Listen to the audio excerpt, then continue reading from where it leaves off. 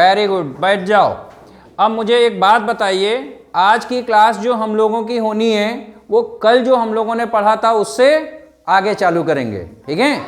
तो आपको याद होगा कल की क्लास किस चीज की हुई थी? अपवर्त, यानी कि गुणज या मल्टीपल, ठीक है? अच्छा, आप लोगों को कल मैंने 3 का अपवर्त बताया था। 3 का पहला अपवर्त क्या होता है? 3। दूसरा क्या होगा? तीसरा क्या होगा? कल की क्लास किस चीज की हुई थी? अपवर्त, यानी कि गुणज या मल्टीपल, ठीक है? अच्छा, आप लोगों को कल मैंने 3 का अपवर्त बताया था। 3 का पहला अपवर्त क्या होता है? 3। दूसरा क्या होगा? तीसरा क्या होगा? 8वां क्या होगा? 8वां क्या होगा? 24। वेरी गुड, एक बार ताली बजाओ। तो एक काम करते हैं, आज हम लोग पढ़ने जा रहे हैं क्या? अपवर्तक। अपवर्तक को गुणनखंड भी बोलते हैं और फैक्टर, अंग्रेजी में फैक्टर, और अपवर्तक का दूसरा नाम क्या है? गुणनखंड, ठीक है? तो एक उदाहरण हम आपको देते हैं। मान लीजिए आपके पास एक ये बॉक्स है, आप ध्यान से समझिएगा, और इस बॉक्स के अंदर आपके पास ये 8 गोलियां हैं। कितनी गोलियां हैं? 8। और इन 8 गोलियों को अलग अलग तरीके से आप लोगों को रखना है। समझ में आया सीमा? 8 गोलियों को क्या करना है? अलग अलग तरीके से हमको रखना है। हिमांशु, तो जरा बोर्ड पे देखना। एक तरीका ये हो गया कि पहला तरीका हम लिख रहे हैं, जरा ध्यान से देखिएगा। पहला तरीका, एक गोली मैंने ये रखा, दूसरी, तीसरी, चौथी, 5वीं, 6ठी, 7वीं, 8वीं, मतलब एक एक गोली रख दिया। दूसरा तरीका एक ये हो गया कि हमने 2-2 गोलियों को एक साथ रख रहे हैं। आप देखिए, 2, फिर 2, फिर 2। मेरे प्यारे बच्चों ध्यान से इसको देखिएगा। अब आप देखिए आपके इस बॉक्स में कितनी गोली थी? 8। और यहां पे कितनी हो गई हैं? 8 हो गई। बची तो नहीं कोई भी, यानी कि ये कितनी गोलियां हो गई? 8। और प्रत्येक बॉक्स में कितना अब हमने रखा? 2-2, यानी कि दूसरा जो समूह हमने बनाया वो 2-2 गोलियों का बनाया, ठीक है? अब आते हैं हम तीसरे पे। तीसरे पे मैंने क्या किया कि 1, 2, 3, 4, 1, 2, 3, 4, ये हमने तरीका रख दिया। यानी कि तीसरे तरीके में मैंने क्या किया? एक बक्से में रखा कितनी गोली? 4। और दूसरे में कितनी रखे? 4। तो अब ये कुल कितनी हो गई? 8। तो जितना ये बॉक्स में था उतना ही तो रहा। तो अब आप देखेंगे एक समूह ये हो गया। अब हम चौथा समूह एक ये बनाते हैं कि ऐसे हमने क्या किया? 8 के 8 गोलियों को एक साथ रख दिया, ठीक है? ऐसे 8 के 8 गोलियों को एक साथ रख दिया। अब आप देखिए पहला तरीका में क्या था? एक गोली रखी थी, और दूसरे में क्या था? इसको हम ऐसे लिख सकते हैं 1 × 8 = 8। और ये क्या हो जाएगा? 2 × 4 = 8। इसमें क्या लिख सकते हैं? 4 × 2 = 8। और इसमें 8 × 1 = 8।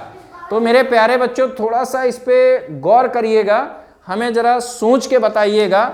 आप देख रहे हैं हर एक समूह में जो रखा गया है वो 8 गोलियों को ही रखे हैं, लेकिन उनको रखने का तरीका अलग अलग है, ठीक है? यानी कि आप देख रहे होंगे कि सब में मिल क्या रहा है? 8 ही तो मिल रहा गुणा करने पे। अब कैसे मिल रहा जरा ये समझिएगा। एक बार हमने क्या किया कि 1 × 8 किया तो 8 मिला, दूसरे में 2 × 4 किया तो 8 मिला, फिर 4 × 2 किया तो 8 मिला, 8 × 1 किया तो 8 मिला। यानी कि 8 जो मिल रहा है मुझे वो एक निश्चित संख्या से गुणा करते जाओ तो मिल रहा है। यानी कि कौन कौन सी संख्याएं हैं वो? 1 है, 2 है, 4 है और 8 है। 3 नहीं है इसमें, कहीं भी नहीं है। देखिए आप, ये देखिए, ये देखिए 3 है कहीं नहीं है। आप देख रहे हैं 1 में 8 से गुणा कर दिया तो 8 मिल गया, 2 में 4 से गुणा कर दिया तो 8 मिल गया, 4 में 2 से किया तो भी 8 मिल गया, 8 में 1 से किया तो भी 8 मिला। यानी कि ये जो संख्याएं दी गई हैं आपकी, इन संख्याओं को जरा गौर करिए, देखिएगा क्या है कि जो भी संख्याएं आ रही हैं 8 हमें अगर चाहिए तो इसी में गुणा करने से ही मिलेगा। जैसे 1 में, 2 में, 4 में और 8 में। कोई बच्चा मुझे बता सकता है कि 3 में हम किस संख्या से गुणा कर दें कि 8 मिलेगा? कोई संख्या मिलेगी ऐसी? एक बार थोड़ा तेज बोलिए। नहीं। Very good. क्या 5 में हम किसी से गुणा करेंगे तो 8 मिलेगा?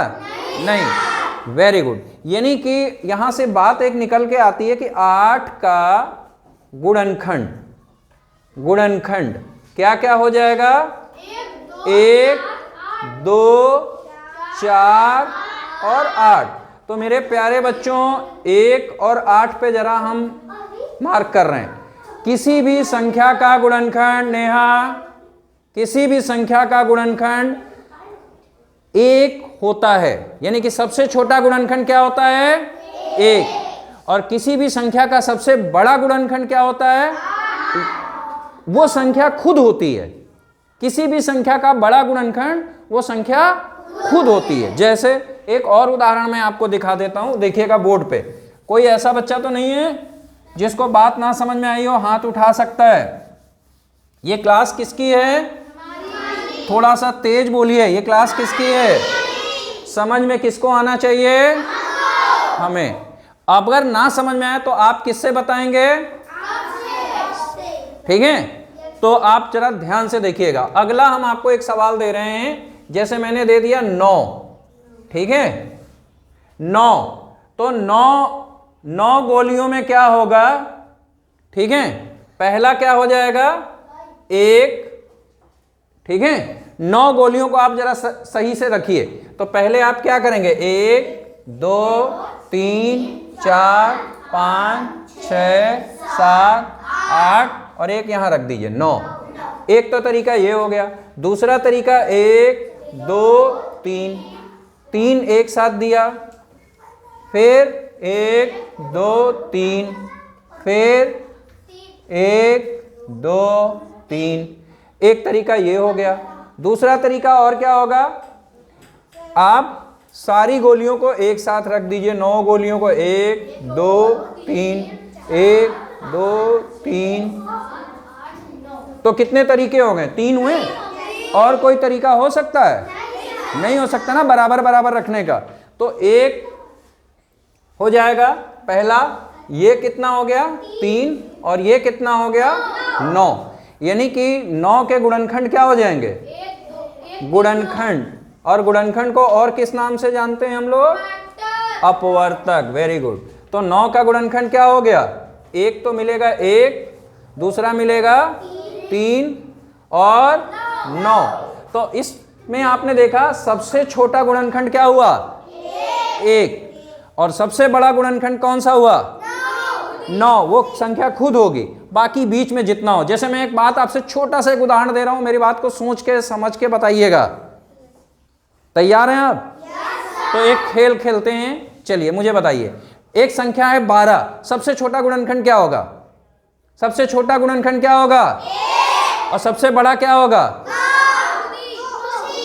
सबसे बड़ा क्या होगा? खुद ही, यानी कि 12। जैसे एक संख्या मैंने दिया 24, 24 का सबसे छोटा गुणनखंड क्या होगा? और सबसे बड़ा क्या होगा? खुद ही, मतलब 24। वेरी गुड, ताली बजाइए एक बार। सिमरन मुझे बताओ, एक संख्या है 16, इसका सबसे छोटा गुणनखंड क्या होगा? वेरी गुड, ताली बजाओ सिमरन के लिए। और प्रतीक ये बताओ, सबसे बड़ा गुणनखंड क्या होगा? संख्या 16 है, तो सबसे बड़ा गुणनखंड क्या होगा? वेरी गुड, ताली बजाओ। तो जल्दी से अपनी कॉपी किताब निकालो, कुछ सवाल हम दे रहे हैं, इसको करना चालू करो, ठीक है?